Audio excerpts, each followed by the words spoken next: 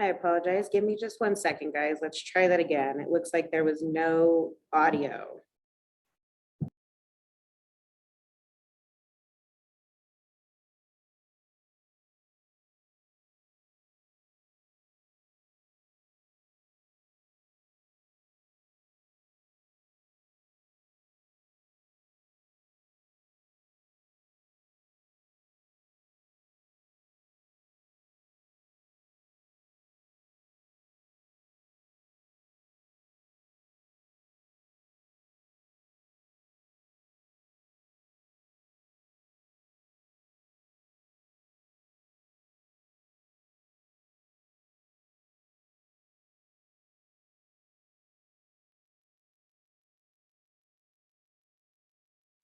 Hello, I'm Eric Matisik, co-chair of Denver Startup Week.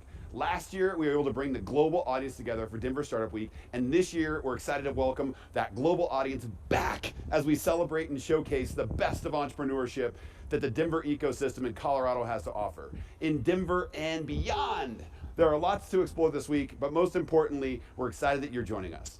We have nearly 50 sponsor companies who contribute to make Denver Startup Week possible. Let's show our love for these companies today and all week long.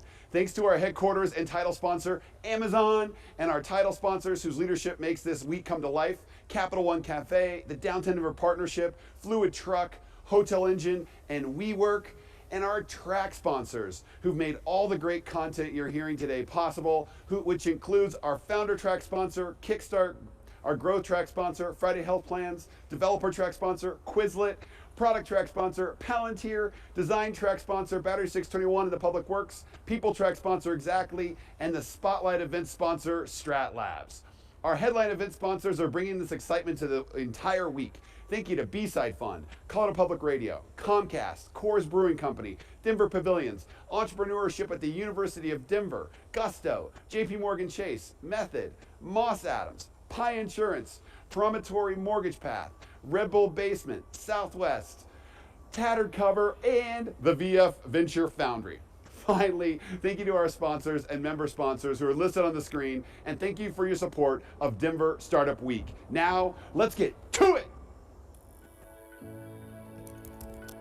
Hello, Denver. We are so excited to be here. We're excited to tell you a bit more about the Foundry for Builders program and to be a part of the Denver startup ecosystem. We moved our headquarters to Denver in the last year, and we're excited to call Denver home. Foundry for Builders, essentially we're offering our end-to-end Foundry solution that is deployed to major governments and enterprises worldwide to early and growth stage companies so that they can build their business on Foundry from day one.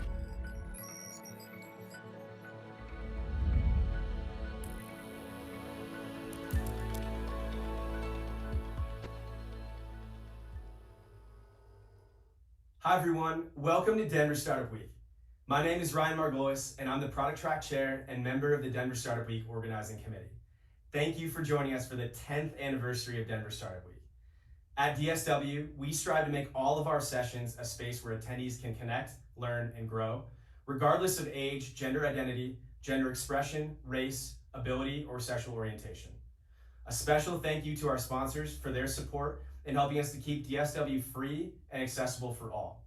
Thank you for joining us. Have a great week.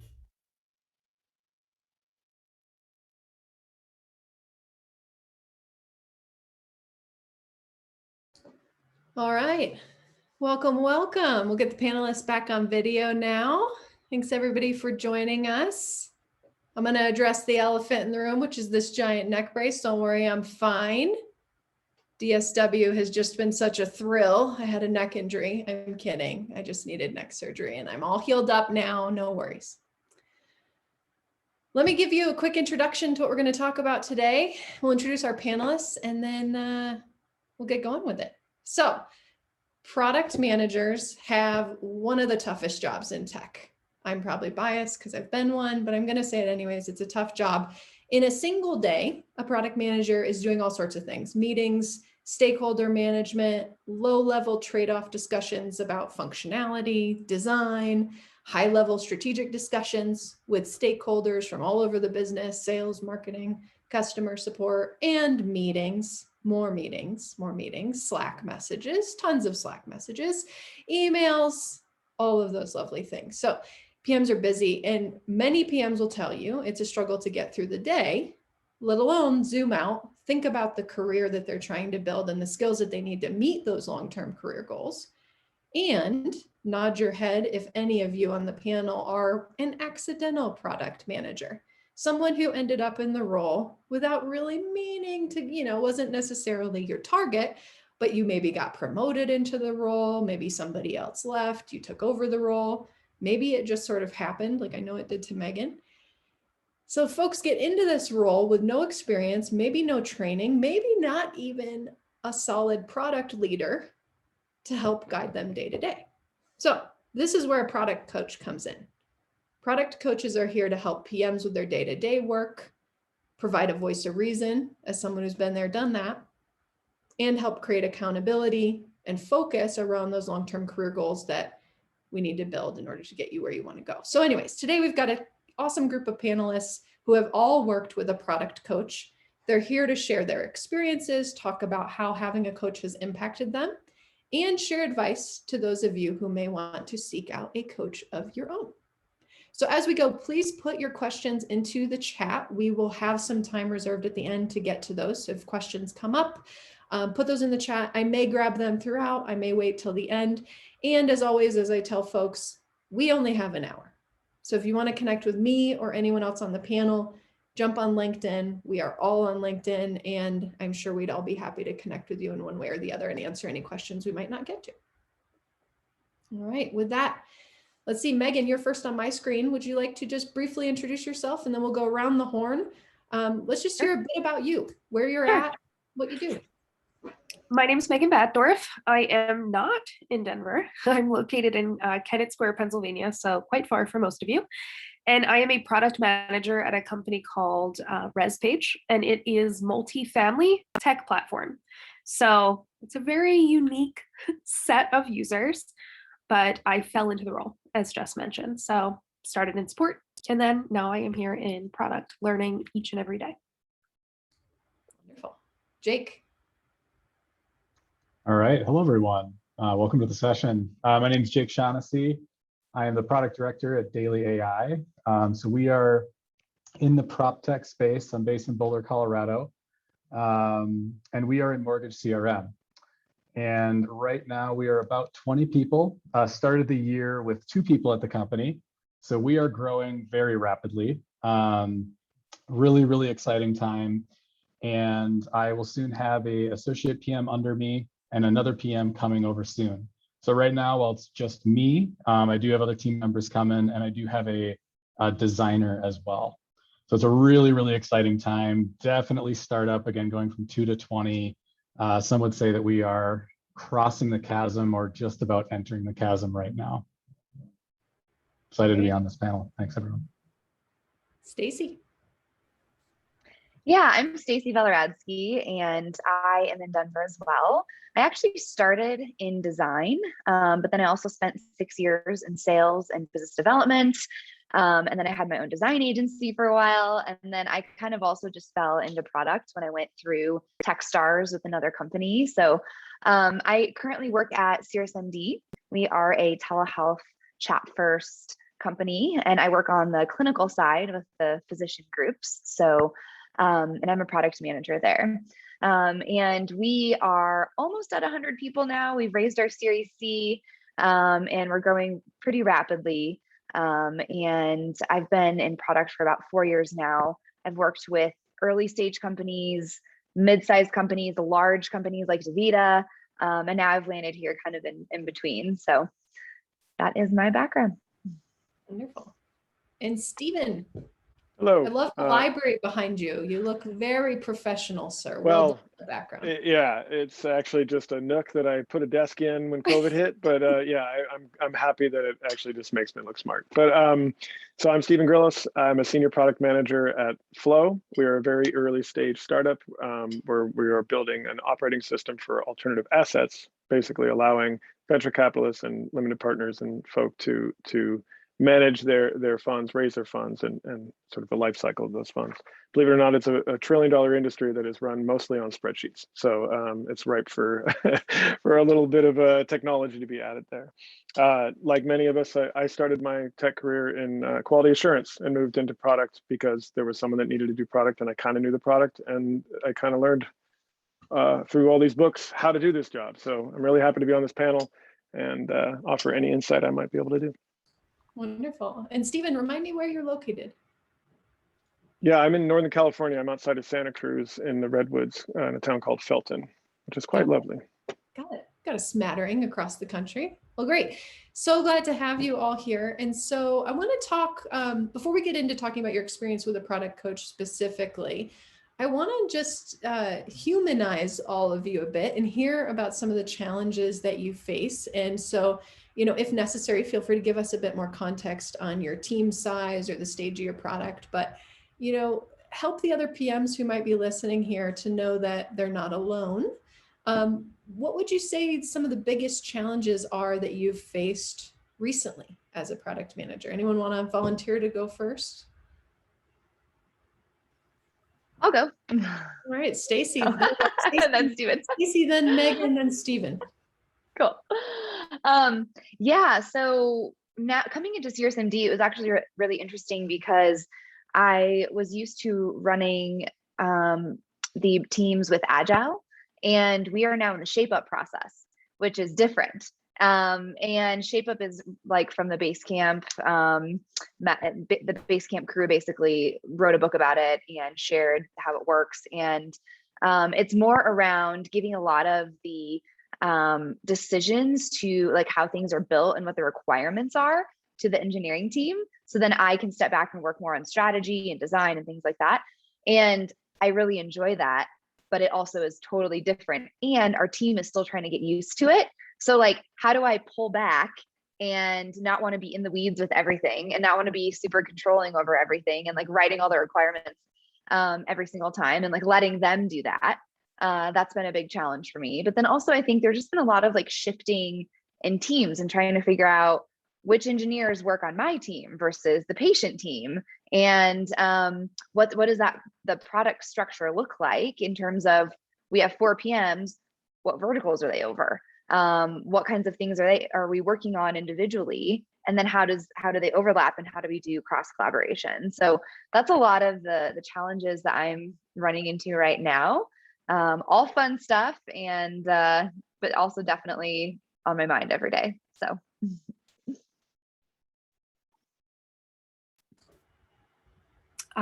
me next. Yes. Okay, great. So we are a small company, and I think our biggest challenge right now is we're going through a growth period. So it used to be just me, and now I have a senior PM who I report to, he's fantastic. We actually just added another PM from Ireland. So we are trying to figure out the processes behind everything that we're doing so that we're all operating on this same baseline. So we have been trying to figure out exactly what our deliverables are going to be, how our meetings are going to be structured, how our teams are going to be broken up. So it sounds like we have very similar things going on. I have an offshore team, but our new Irish man might work best with the offshore team. So we're just figuring all of that out, and it's constant changes every day. But again, it's all good and it keeps you on your toes. So we are figuring out how to continue to grow this team and make sure that we're all on the same page. Great. Stephen. I mean, I think my struggle is fairly universal because I've seen it in most of the companies I've been at, and that's really around the product roadmap and how are we balancing the future self we really want to grow into and the nonstop fires that are just sprouting up every day. Like, how do you balance being proactive and becoming versus just reacting, especially because part of our business is very much focused on operations and that connection between the customer and also building a very scalable business, right? So how do we invest in our internal teams, but also how do we build towards the future we want to get to? So that balance is always a nice, fun struggle. Yeah, and I can echo that for sure. Stephen, you almost took the words right out of my mouth. It's like, what are my challenges? It's like classic PM challenges, right? I think it's tech debt, right? You got your engineers in your ear on one ear, you got your sales team in another ear, and you're here trying to make sense of it all. And so, as I shared in my intro, I've been doing products now for about 6 years, and with this organization that I'm at, it's definitely nothing that's insurmountable, but it's like you go from 2 to 20. We've made a very, very good MVP. There is product market fit, and now it's like, okay, what's next, right? It's like we're there, people are using the product, people are loving the product. And the way that I'm thinking about it is like, if each person is like a circle, like where is that like overlap that's like sitting in the middle? And like that's the direction that I'm kind of heading towards. So nothing insurmountable, it's just that balance between, the new features are going to grow more, but we've also got tech debt. So it's like, how do you balance all of that? And this person wants this person wants that. So I would like to think that these challenges are unique, but in fact, they are pretty classic. And I have ran into it at just about every company I've been at. So. Wonderful. Oh yeah, working on that as well. Oh boy. So anyways, as you all can tell, product management is super easy, cut and dry, no nuance. So if you're into that kind of thing, this is definitely the field for you. Jokes aside, Jake, I want to start with you as we get into the conversation about having a product coach, finding a product coach. I'd like to hear your story first. And so the question here is either what led you to look for a product coach or how did you find one? I know the story, but why don't you tell it?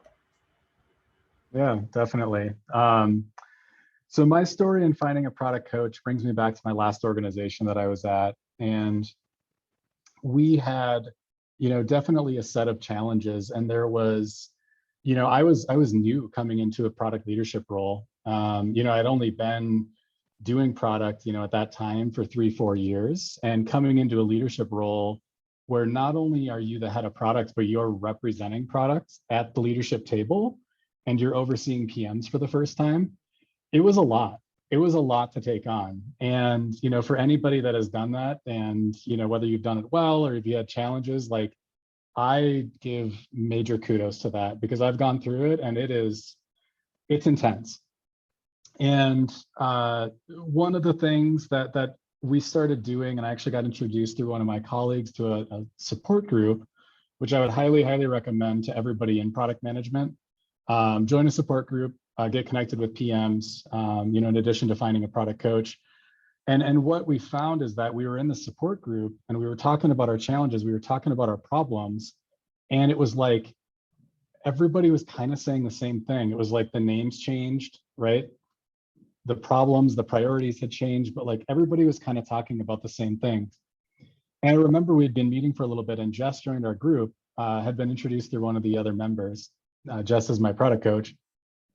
And she joined this meeting, and I kid you not, like I would say this to anybody, not just because she's here, but she started like describing the company, and I wrote it down like exactly what she said. She looks at me and she kind of goes, let me guess, you're around 15 people, you've got some product market fit, but like you're not sure where to go.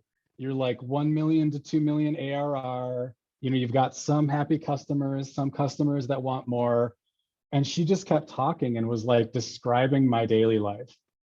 And I'm just like, whoa, like, are you like listening into my Slack messages or what's going on here? Like, you are describing my life perfectly. Well, come to find out she's a product coach and she deals with this every single day. And so, you know, where we initially met in this kind of group setting, we really then transitioned to more one-on-one settings. And that was absolutely incredible. To have somebody that you could bounce ideas off of, the sessions kind of build upon one another. Like, it was a nice complement. The individual sessions were a nice complement to the group sessions as well. So that is how I found my product coach. Yeah. And I would highly recommend it. Yeah. Thanks for sharing that story, Jake. I remember the look on your face vividly where you were like kind of creeped all out, but also super intrigued. Like, how do you know that, you crazy person? Well, Stacy, I'm going to skip you for this round, just since you have a similar story. We met through that same support group. Megan, you have a different angle of how we met. You actually thought that I might fire you. Yeah. So share a bit about your story. And then Steven actually works with a different coach, so we can hear Steven's story after this. So, as I said, my company is small, and I moved into a product role but had no product leadership. And my CEO, who I talk to on a daily basis, said, you know, we're going to bring this Jess person in. And she's like, schedule some time with her. And I, honest to God, thought, well, Jess is here to fire me. I guess I haven't been doing a good job, because we all suffer with imposter syndrome. I'm sure everybody suffers from it here. So Jess came in, and I was very wary of her. And I was honest. And I told her that. I was like, I don't know about you. And our first session, I believe, was like a little bit of a therapy session. You asked me questions and I was like, what is this? But getting the one-on-one time with Jess or a product coach, it gives you that hour to just zoom out, like Jess said. I feel like there are just days where you're in the weeds and you are putting out this fire, putting out that fire, and you don't have time to focus on you or where you want to go, either within the company you're in or maybe another company. And Jess allowed me to gain confidence that I did not have, because I didn't have leadership in my company, and know that although maybe I don't have all the product skills, I definitely had a bunch of them just going through support and account management. So she helped me build my confidence, learn the areas that I need to grow if I want to take this path or if I want to take this path. And she helped me understand all of the different paths that I have open to me in this career. So I would say my biggest takeaway with Jess is that I realized the job that I have is a career, and there are a multitude of paths that I can take. And she helped me figure out what the steps are to get to those levels. And I didn't fire you. And she didn't fire me. I'm good at my job. I just didn't know it at the time. Yeah, in that case, as a side note, I do a little bit of consulting, but often what happens is I come in to consult with leadership and realize there's folks in the organization who need some coaching and support. Yeah. And so that was kind of how I got connected with Megan. But Stephen, you and I do not work together. So I know you work with a colleague of mine through General Assembly named Blair Presley, who also, she's had a kind of a mirror path to mine, where we both started teaching at GA. At General Assembly, and realized, gosh, there's all these product people who need help and support. So we kind of both created coaching businesses and took a slightly different angle. So Stephen, how did you find Blair? And maybe you could tell us a little bit about how you work with her, if it's, I don't know if it's in a one-on-one setting or not, like it is with my clients here. Yeah, happy to. So I found Blair just through Googling. I was at a job that it just wasn't really living up to what I wanted to do anymore. And I was looking and I was getting interviews and I just wasn't getting offers, right? And so it it just rocked my confidence. And to Megan's kind of, imposter syndrome all day long, to go from QA to product, it's almost like I have to make an excuse how I got here. You know what I mean? Like, when you're looking at the Facebook product managers, they're all Harvard MBAs, right? So I don't have an MBA, so clearly I'm just waiting for them to figure out I'm a total fraud, right? You carry that into an interview if that's what you're thinking. So I just knew that I had experience. I feel like I'm pretty decent at this job. I have a lot of passion for it. I just needed to find someone to help me kind of rough away those edges and kind of get to the thing. I Googled, I found Blair. She was really actually marketing herself towards people who want to transition into product. So I didn't necessarily think that she was the right coach for me, but I was booking meetings with a bunch of different coaches, and I just connected with her immediately, canceled all my other meetings and just hired her on the spot. We kind of created an offering that is not what she normally does. She usually has a boot camp. She marches a group through. She does one-on-one sessions. It's a Slack channel, all that stuff. She and I work together one-on-one. And, it was really focused around, getting that job, getting into that career that I really wanted to have. And I know I don't want to jump ahead, but yeah, so she still has the Slack channel and part of this community now with a lot of her clients. And, she's, coach for life. I still chat with her all the time about work stuff. And she's a very important part of my this path. Wonderful. Thank you for sharing. And yeah, we'll get back to specifics. So I know folks are probably eager to hear like, okay, but what has a coach actually done for you? So that's the next question I want to get into. So, and reminder for folks listening, if you have questions, pop them in the chat, and I'd be happy to get to them. So Stacy, maybe you could start. So I know you and I work together, although briefly, actually, we didn't work together for too awful long. You had some very quick success, but maybe you can talk a little bit about how often we were meeting, what that looked like, and what really helped you with having a coach. Yeah, being here also, I'm like, I need to get back into coaching with you. So yeah, it was one of those things where I had just gotten into the health tech world, and I knew I was really passionate about it, and I wanted to have success in that area. And so I wanted to up-level my skill sets, like similarly to what we've all been talking about, where I have more of a design background. I don't have as much of a technical background. I was thinking I was just going to fail because I didn't know how to speak the engineering language. And so I found Jess as well through our support group. And what I loved was she came in.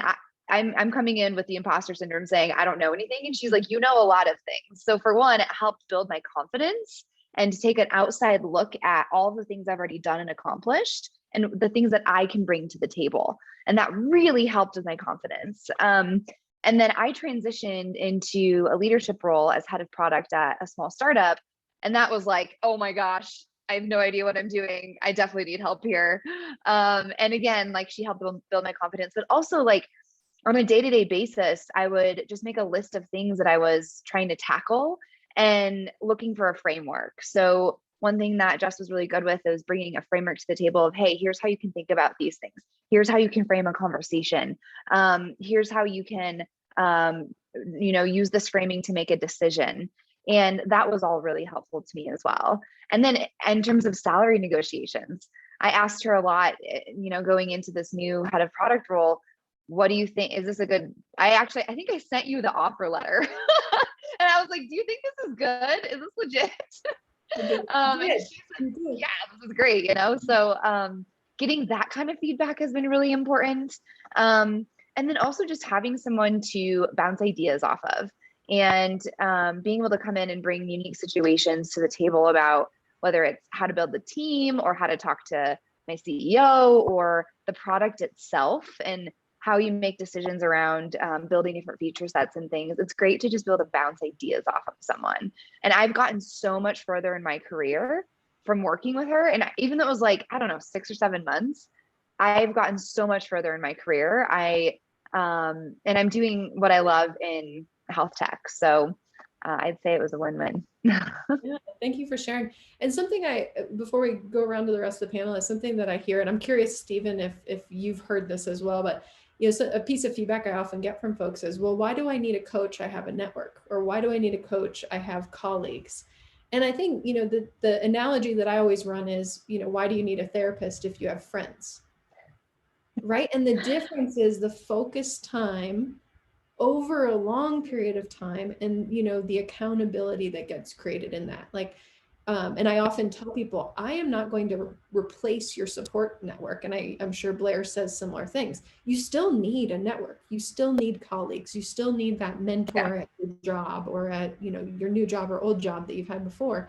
Your coach just plays a slightly different role, where, to your point, Stacy, you can share your offer with your partner or your roommate or your friend, but is that person going to have the data, context, and experience to know if that offer is valid in the current market? Probably not.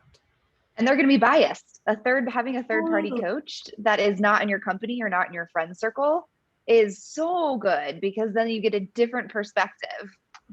Yeah, exactly. So with that, let's see. Megan, let's go to you. Can you think of a specific time when your coach helped you work through a challenge? With my coach. I can. So for me, I'll focus on everything Stacy said I was like, well, that and that and that. You stole all the good ones, Stacy. I'm gonna be honest. I'm just kidding. So I'll focus on the career path. So for me, I was a new mom in COVID, and I came back to not the best atmosphere.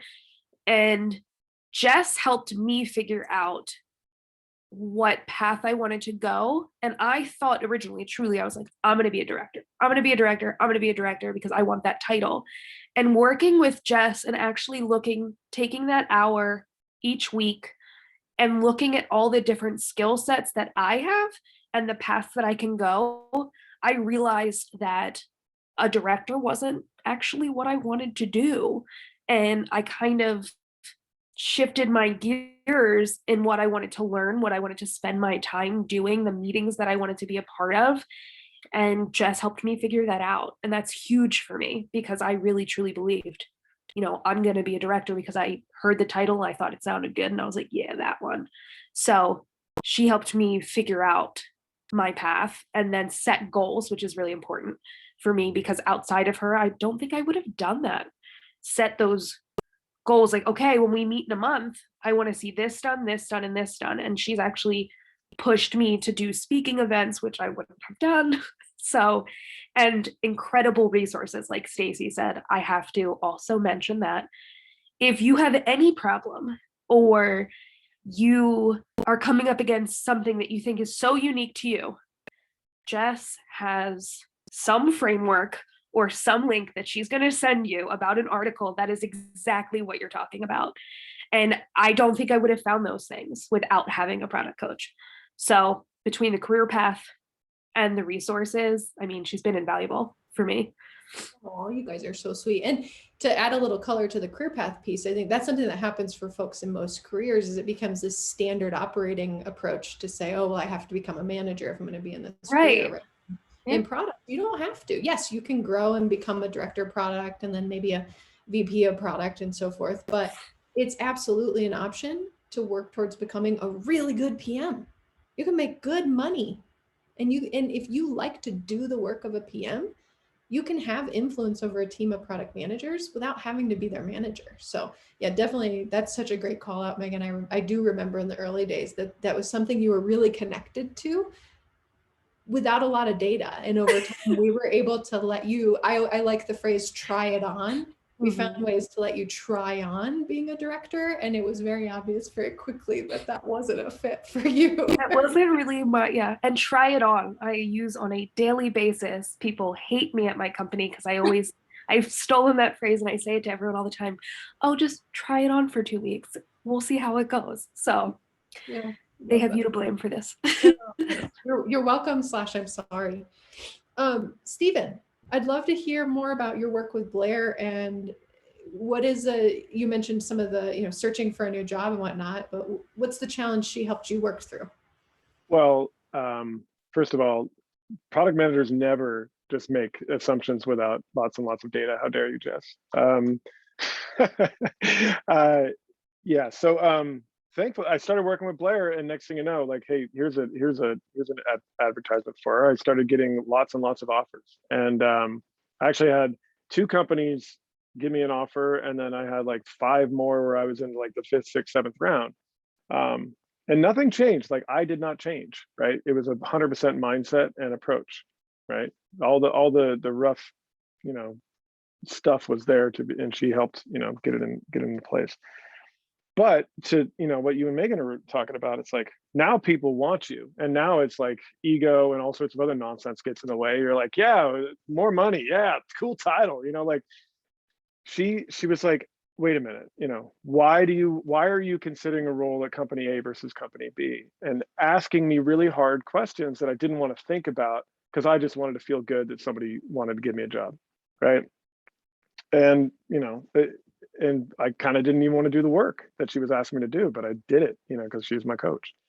And it resulted in, I'm very happy. Like, I have a dream gig at Flow. I literally can't believe I have the job that I have. So. That's so cool. And you're so right. I mean, the mindset shift is such a huge piece. And I don't care, I believe everyone needs a coach. And I will share that I have had a leadership coach. Some of the phrases you'll hear me say came directly from my leadership coach. Everyone, I had no boss who said, everyone needs someone in their career who's a few years ahead of them and a few years behind them, right? So that you can always have that person who can help mentor you. And then you always have someone you can be a mentor for, because it keeps you sharp on both sides. And of course, it gives you a way to give back. So, having a product coach, a lot of times people misinterpret having a coach as somehow that person doing the work for you, when really it's what you said, Stephen. It's asking hard questions. And that's one of my favorite things to do, is simply noticing when people are going into autopilot because of ego, because of habit, because of fear, and just pointing it out and saying, I noticed you just made a decision there. Did you notice you just made a decision? Why did you just make that decision? And I love that you said you didn't always like it, but you did it because she was your coach.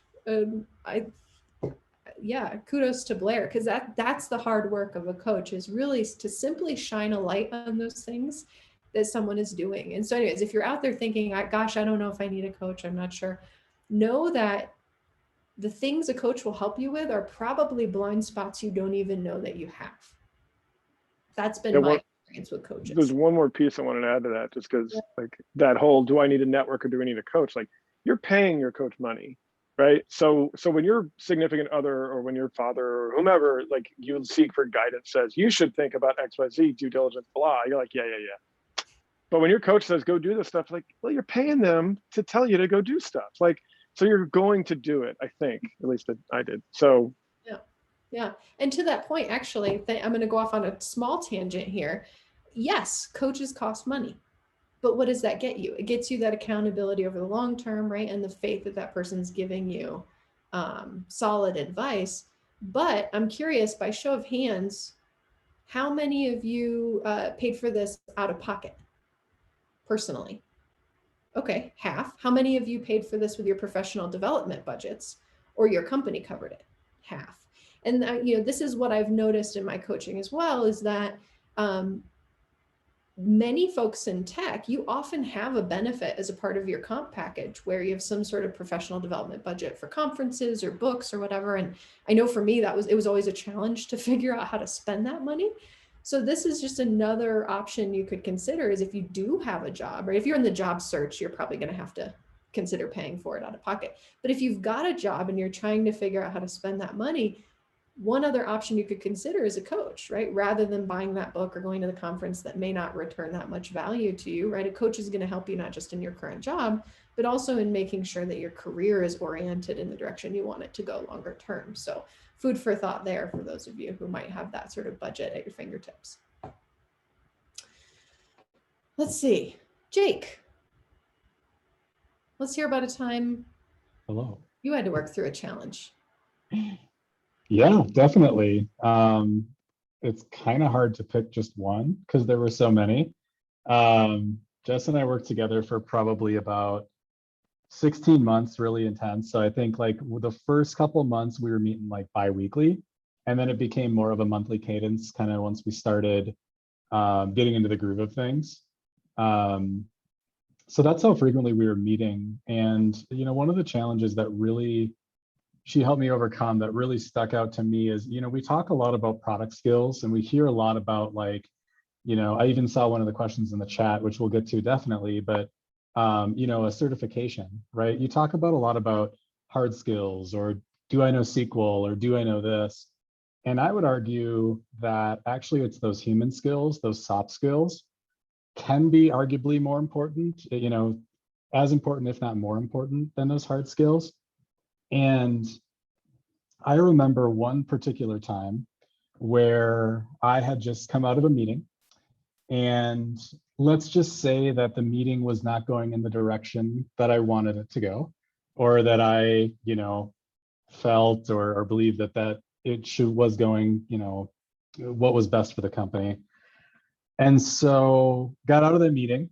I was a little fired up, admittedly. I was a little bit like, okay, and Jess is smiling because she probably remembers this. And we had our coaching, we happened to have our monthly coaching call that day. And so we get into it, and, you know, it was kind of the normal, like, hey, you know, let's check in from the goals from last time. Let's figure out, you know, some of that stuff. Are you holding yourself accountable? And I was like, no. We need to focus on what just happened, because I'm not really sure what I could have done better. And so there was, again, a situation where I maybe didn't handle myself as professionally as I could have. And Jess really just kind of said, okay, pause. Like, you know, kind of put on her different hat. You know, it wasn't even necessarily like a product coach at that point. It was like a soft skills, human leadership coach, right? And as product managers, we need all of those skills. We need those hard skills. We need those soft skills. And so I remember the 3 questions very distinctly that she asked me the next time I get into one of these situations that I should ask myself. Is it true? Is it helpful? And is the timing right? And I thought about those questions and I was like, well, it was definitely true. I thought it was helpful at the time, but the timing was not right. You know, I could have had it in a more one-on-one setting, or I could have done it in a little bit more advantageous setting, I would say. And I think the way that I did it actually undermined confidence in my ability in the organization, as opposed to what my intention was, which was to say, hey, all, we should be focusing on our goals and our outcomes and what these things are. But the group was not ready to get to that point. And I basically was ready to die on that sword that day. I just really felt like it was in me to die on that sword. And so I think after that session, or during that session, it was really when I realized, like, yes, it's good to have, you know, accountability buddy, someone that's keeping me on track, but also like just to have somebody to kind of keep me in check. You know, I thought I was in the right, but it was like, hold on. There may have been a better way of doing this. Like, business books or, you know, experience may tell you that ask yourself these questions if you're going to bring up something controversial.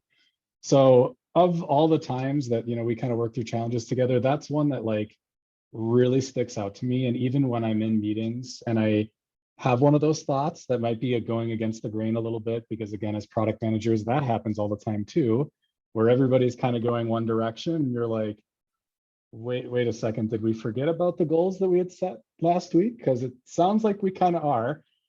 And you kind of have to, like, you know, timidly in the corner kind of throw out that softball.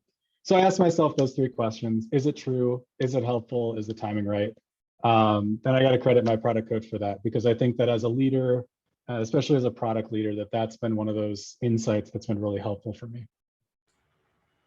Thank you for sharing. Aw. Did I miss anyone in this round? I think I got to everybody in this round. Okay. So let's zoom out a little bit. It seems to be the theme. So having a coach, right? There were obviously these discrete challenges. And like you said, Jake, the way that I like to structure the coaching is that it's not super rigid. Some coaches that you may come across, if you are looking for a coach, some coaches have like a almost a training structure or a curriculum that they'll run you through, right? We're going to meet 10 times. This is what we're going to cover. And this is what to expect at the end of it.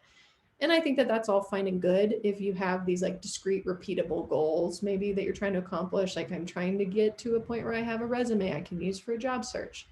But what I've noticed time and time again with working with clients is that situations like what Jake described is more common, right? Product people, every day there's a different fire. And so, sometimes in sessions, we're going to be chatting about those long-term goals, but more often than not, we're spending the first half hour addressing something that happened yesterday or in the meeting before this meeting. And it gives you an opportunity to vent and discuss, but also reset and figure out, why is this upsetting me so much? How do I get myself back on course and get back towards the goals I'm trying to accomplish? So anyways, as you're looking at coaches, consider what might work best for you, right? Are you looking for that rigid boot camp structure that the coach is going to run you through to get to some specific outcome? Or do you just need a person because you don't have that trusted mentor, trusted manager, or peers on your team that you can go to work through these ideas and issues with? Stephen, I'd love to hear a bit about whether you're still working with Blair and how or if having a coach has changed your professional life now that you've landed this job. Yeah, well, I mean, so this weekend, another company came in and started crazy offer, town on me. And thanks. But what's funny is when you actually interview for a job and you don't want that job, like, man, are you competent? Woof. I'm like, who's this guy? I want to be this guy every day. But no, like those sort of things come up and we have a Slack channel and she's always there for me, and her community is always there for one another. I'm starting to mentor some of those folks because some of them are more early in their product career and I've been around here a little bit longer. And it's just, I just want to get back, to your point, Jess, like you always want to be, I do martial arts too. So you want to be a coach, you want to be a peer, and you want to be a mentor, right? You always want to have those three elements in your life because that's what's going to make you really see the thing for what it is, right? The whole picture. And so that she's changed my professional life in that, like, I have a coach for life, period. 2, I have a community that's growing and one that I could be in service to, right? Like, how does it get any better than that? I love that she has that community. Now I feel like I need that. Like, I didn't know she had that. Megan, how about you? Sorry, I was just coughing. Yes, let's do the community that you're mentioning. So how has a product coach changed my life? We meet monthly now. Jess and I meet monthly now. And I think I'm going to go back to the career thing again because it's been so important to me. So I think that I would call Jess a product therapist almost, because to everyone's point, like there are days when I have gone in and just been like, listen to this. And then I just went off and Jess listens. She's a third party. She's, not biased and gives the best advice, calms you down, and then says, okay, well, how are we going to approach this? So through Jess and through doing work on my own, because you have to do that, like Jess or a product coach will make you do it and it's annoying and frustrating, but it's good for you. I found that I redefined what success means to me. So originally it was titles and it was this and that. And Jess made me sit down and think about like what really makes you happy. And as much as I love this job, so does my family. So for me, it was how much time do I want to put in? What is the salary that I want to get to? And we talk openly about salaries, which you can't beat that because not everybody does. So redefining success, figuring out that path for myself and, putting myself on it so that I can balance all the different things in my life that are super important to me, not just work. I think I answered your question. Mm-hmm. You did. I know you're on my tangent. You're not the first person to call me a therapist. I think Stacy's also called me a therapist at one point. You are. But Stacy, how you've actually had a lot of job movement in the time that we worked together, but maybe you could talk a little bit about how things changed for you in your professional life as we worked together. Yeah, I actually was just thinking, with this coming up, that it would be awesome to try to get my company to pay for this so that I can, continue seeing you every single month or multiple times a month. Because I went from DaVita into head of product at Avia, a really small health tech startup, and now I'm at SiriusMD. And there's a tremendous opportunity within the company that I'm in now to A, build some really cool stuff, but B, also potentially do some mentoring and leadership and build my team out, my product team specifically. And so I would love to actually continue or start working with you again, because I feel like I'm kind of at that next phase now where there's more stuff happening and I need that coach again to kind of bounce things off of and get those frameworks. So, but it's honestly helped me to, and I think we've kind of already talked about this. Like I think Megan mentioned this, where it's working with you. I think about all these things that we talked about just in that short amount of time of working together. And when making decisions, like decisions to jump from one thing to the next, that's a huge decision to go from one company to another. And it's going back to, what do I want out of my career? What kind of companies do I want to work with? I think Jake mentioned it too, where it's like aligning your skill sets with where you're headed and what you want to be doing. And I do want to be in a leadership role again. And so it's profoundly impacted like how I think about these things and how I have thought about making these moves. So. Well, and yeah, you hit on something, which is, these are things that I guess you could Google, right? But it never feels like an answer for you. Like, and I think the world, at least in product management, there's so much 101 content out there.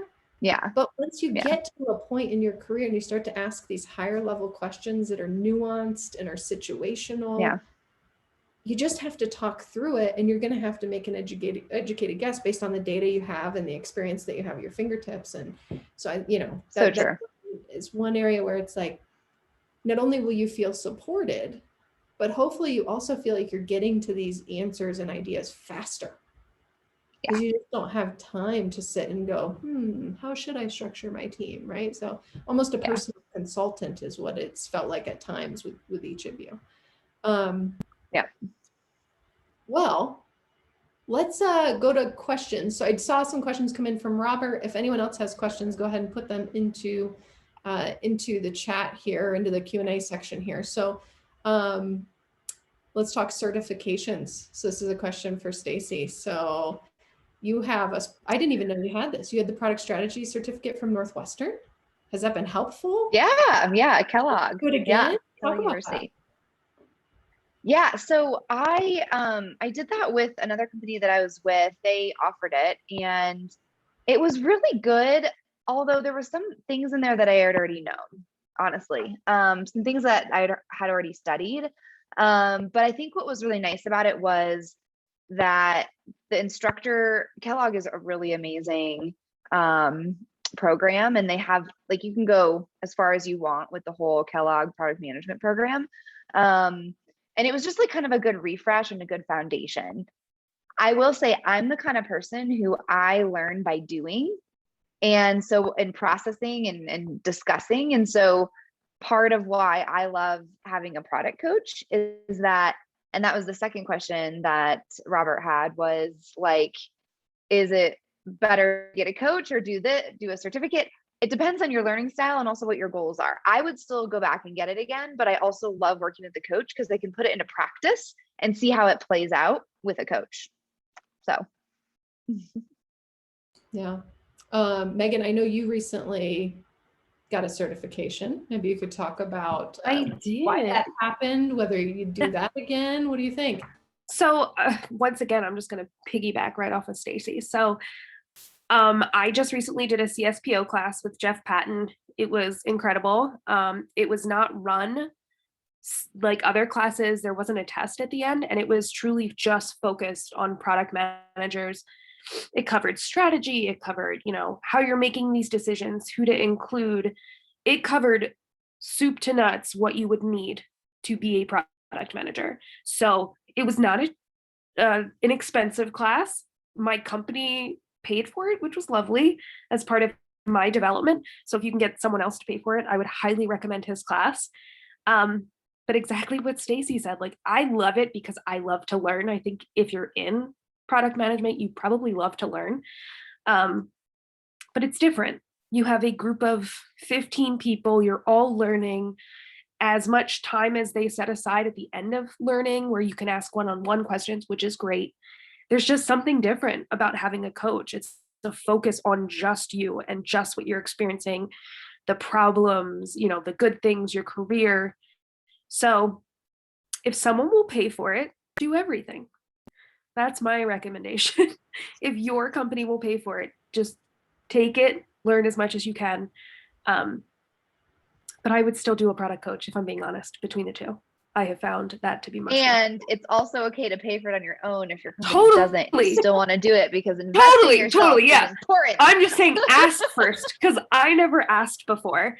And then all of a sudden I got kind of like, I don't know, I got that what Stephen was talking about, that confidence that you don't know where it came from. And I was just like, yeah, take me to that class, buy that thing. And it doesn't hurt to ask your company to pay for it.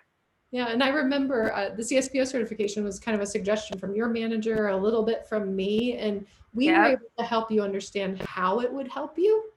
Yes. So, I think sometimes. So I could pitch it correctly. Exactly. To my management team and say, this is what I'm going to get out of it. And I actually do like presentations after classes and say, like, this is what I learned. This is how it's going to help the company. And then it seems that they'll pay for it. So. Yeah. Stephen, I'm not sure, do you have any certifications? I have a few, yeah. Sorry. Experience? I mean, wow, this is starting to sound like an infomercial, but so I had my company pay for my Agile certification in product management. My company also paid for an online MBA program I'm doing called Power MBA, which is a very interesting program that I like very, very much. And it's not that expensive. Neither of those things got me a job. Working with Blair did. And I paid to work with Blair. So there you go. Nobody's looked at my resume like, oh, wow, you are a para MBA, blah, blah, blah, or you have this certification. Never, once, ever. Can you go into the room and tell the people that you can do the job with confidence and then show up to every day and be your best self? Like, that's what you get from working with a coach. Oh my God, I sound like Tony Robbins. I'm going on mute. You're right. You're right. And Jake, I don't remember. Do you have any certifications? No. I don't. No. Mm-hmm. Me either. I don't. I always say I have the MBA you get when you work at a startup for 4 years. It's just as good as a real MBA. I mean, come on. Okay. We have 2 minutes left. Let's do a quick round. Any final words of wisdom? Whoever wants to go first. Words of wisdom, tips. They could be product management tips for working with a coach, finding a coach. Any last thoughts? Jake, do you want to go first? I can add one for sure. I think for me, like just keeping it super quick is like, because product is such an ill-defined role, and like you had said at the beginning, like accidental product managers, like having a product coach kind of made me fall in love with the role again. And it's like almost before you get into the role, you like love it because you haven't done it. And you're like, oh, I want to do what they're doing and I want to build roadmaps. And then you kind of get into the day-to-day. And then it's like, hold on. And then you get that reminder from the product coach of all the things that you love about it. You do that reflection. And that's one of the biggest benefits that I've gotten from Jess, my product coach. I just want to add to Jake's piece, like, know your why. Know why you're doing this, because you will be lost at sea. It happens to all of us, but if you have that why in your pocket, it allows you to reset and keep plowing forward through all of the nonsense that comes along with this job. And to add on to both of those, because those are both amazing points, have some fun with it. Enjoy what you're doing. If you don't like the product and you're just doing it because you want to be a PM or you want to make more money or whatever, like that may not get you very far. But what I found is like, I love healthcare. I know I'm impacting people's lives, and that keeps me going every day. And it's really cool. So like, have fun and enjoy what you're doing too. All right. Anything else, Megan? My dog was going nuts, so I was just staying on mute for you guys. Sorry about that. Oh, the pups. All right. Well, thank you everybody for joining us. Like we said, it's top of the hour. If this were in person, this would be the part where we'd mingle and chat in the room and do all those things. But because we can't, find us on LinkedIn. We'd all be happy to answer any additional questions that you have, connect in any way that we can be helpful. And just a quick plug for Blair, since she is not here to represent herself, blairpresley.com. She is a product coach, a fantastic one at that. She specializes in getting folks into product, especially for those of you who might work in adjacent fields like QA and design and customer success. I tend to work more with product folks who are more established in their career, looking for that guidance of how to level up, or even with companies typically in the kind of pre-seed Series A stage who are looking to level up their product team. So you can find me on LinkedIn. You can find Blair at blairpresley.com. And yeah, have a fun Denver Startup Week. We'll see you next time. Bye, everybody. Thanks, everyone. Thanks, everyone. Thanks, everybody.